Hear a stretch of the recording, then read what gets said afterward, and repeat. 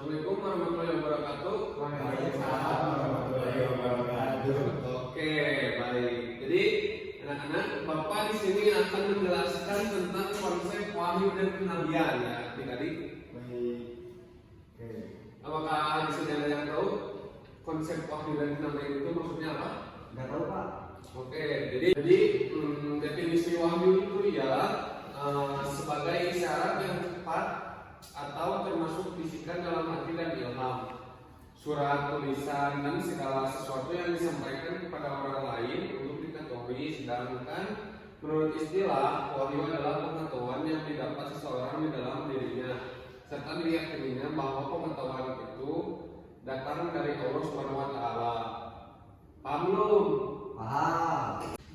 Guru, Ya, coba Alif. boleh diulang lagi tadi yang wahyu menurut istilah? Iya, Pak Guru. Oh, baik. Jadi kita langsung ke fungsinya saja ya. Wahyu itu fungsinya secara langsung memberikan informasi kepada manusia, dalam arti wahyu memberitahukan manusia tentang cara berterima kasih kepada Sang Pencipta, menyempurnakan akal sehingga mengetahui yang baik dan buruk. Selain itu juga menjelaskan perincian pahala dan hukuman yang diterima oleh manusia dan akhirat.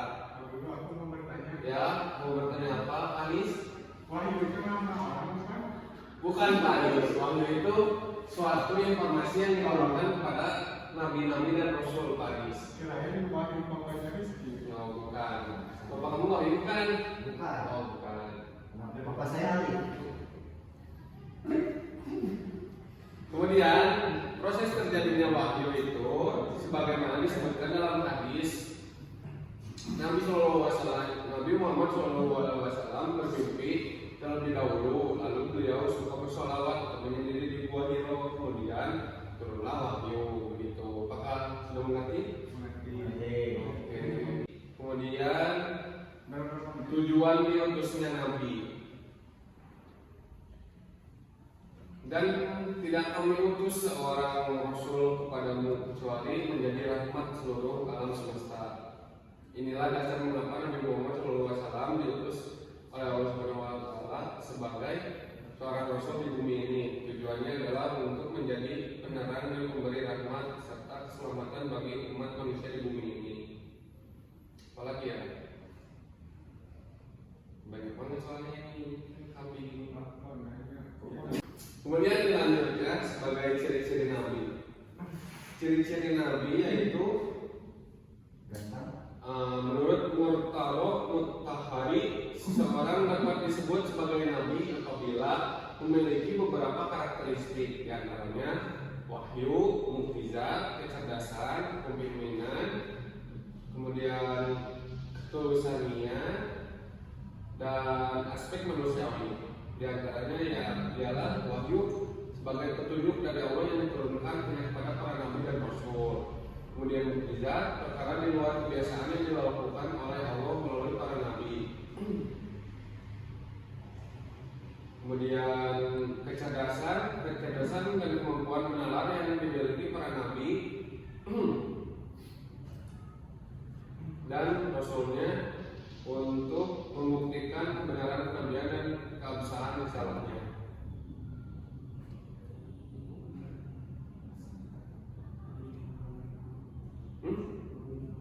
Oh iya siap. Maafkan saya anak murid saya. Kemudian yang aspek manusiawi, meskipun para nabi memiliki karakteristik seperti di atas, namun mereka adalah manusia biasa. Kemudian saya akan menyampaikan tentang tugas Nabi. Tugas Nabi ialah mengajak manusia untuk beribadah kepada Allah. Ini adalah tugas dasar dan sasaran para rasul. Selanjutnya menyampaikan perintah dan larangan Allah, membimbing manusia dan membujuknya ke jalan yang lurus, memberi teladan bagi umatnya, menerangkan adanya kebangkitan dari kubur, mengubah kehidupan manusia dari kehidupan yang fana kepada kehidupan yang kekal. Jadi kesimpulannya itu ialah wahyu adalah pengajaran Allah kepada hambanya yang dipilih segala sesuatu tentang petunjuk dan ilmu dengan jalan yang rahasia, cepat dan tersembunyi. fungsinya sebagai bentuk komunikasi atau transfer pengetahuan yang dibutuhkan manusia dari Tuhan. Otentitasnya adalah kemuliaan akhlak Nabi dan kejujurannya sejak kecil serta berbagai temuan ilmiah manusia yang memungkinkan adanya wahyu sebagai. Nah, jadi pada akhirnya meskipun para ulama berdebat persoalan pengertian Nabi dan Rasul, namun argumentasi mereka tentang dua istilah itu tidak mengakibatkan konflik yang signifikan karena umumnya mereka hanya berdebat pada fungsi dan peran Nabi berdasarkan kajian pada ayat Al-Quran dan hadis Nabi. Oke, jadi apakah ada pertanyaan tentang Nabi dan Rasul? Jadi Nabi dan Rasul itu yang identifikasinya ada 25 ya, karena cuman di sisi lain yang lebih rincinya itu ada sekitar ribuan atau ratusan ribu. Jadi begitu. Apakah sudah terjawab?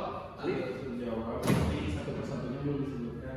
Oh, masa saya harus menyebutkan 124 ribu? Enggak. 25 nanti saja. Oh, baik. Ya. Kamu mau nyebutkan tidak? Nanti dapat nilai ini. Saya nggak peduli lagi. Astagfirullah. Oh, baik, saya ganti pertanyaan saya. Oh, baik. Pertanyaan yang gampang. Ada 4 kitab terdahulu dan salah satunya ada sampai sekarang. Kitab apa saja dan diturunkan kepada Nabi siapa saja? Baiklah. Jadi kitab-kitab tersebut yaitu kitab Injil, kitab Zabur, kitab Taurat dan Al-Quran. Yang pertama kitab Injil itu diturunkan pada Nabi Isa alaihissalam, kemudian kitab Zabur diturunkan kepada Nabi Daud, dan kitab Taurat diturunkan kepada Nabi Musa, dan yang terakhir Al-Quran diturunkan kepada Nabi Muhammad SAW.